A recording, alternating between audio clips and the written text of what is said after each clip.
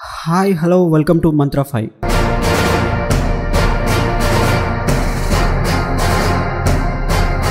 Telangana assembly ఎన్నికల్లో ఓటమి తర్వాత బీఆర్ఎస్ తీవ్ర సంక్షోభం ఎదుర్కొంటుంది. గతంలో ఎన్నడూ లేని విధంగా పార్టీ పరిస్థితి తయారైంది. ఎన్నికల ఫలితాలు వచ్చిన 10 రోజుల్లోనే కేసీఆర్ ఫామ్ హౌస్లో జారిపడ్డారు. తుంటి ఎముక విరగడంతో దాదాపు 3 నెలలు బయటికి రాలేదు. కేసీఆర్ కోలుకునే నాటికి బీఆర్ఎస్లోని కీలక నేతలు కాంగ్రెస్లో టచ్లోకి వెళ్లారు. వలసలు కొనసాగుతుండగానే కేసీఆర్ కూతురు కల్వకుంట్ల కవిత అరెస్ట్ అయ్యారు. ఢిల్లీ మద్యం కుంభకోణం కేసులో ఈడీ మార్చి 15న కవితను అరెస్ట్ చేసింది. 10 రోజుల కస్టడీ తర్వాత తీహార్ జైలుకు తరలించింది. ఏప్రిల్ 10న సిబిఐ అరెస్ట్ చేసింది. సిబిఐ కూడా 3 రోజుల కస్టడీలోకి తీసుకొని విచారణ చేసింది. తర్వాత తీహార్ జైలుకు తరలించింది. కవిత అరెస్ట్ అయి నెల రోజులైనా ఆమె తండ్రి తెలంగాణ మాజీ ముఖ్యమంత్రి బీఆర్ఎస్ అధినేత కల్వకుంట్ల చంద్రశేఖరరావు ఈ అరెస్ట్ను ఖండించలేదు.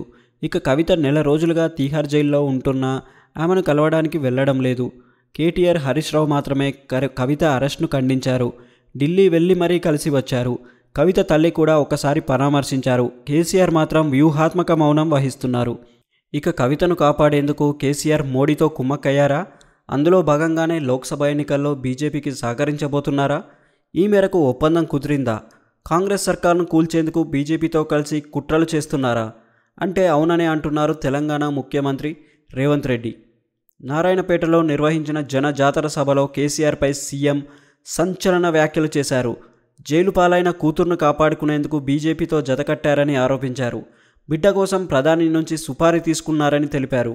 ఇక ఈ క్రమంలోనే కేసీఆర్ రాష్ట్రంలో లోక్సభ స్థానాల్లో బీజేపీని గెలిపించేందుకు ప్రయత్నిస్తున్నారని ఆరోపించారు.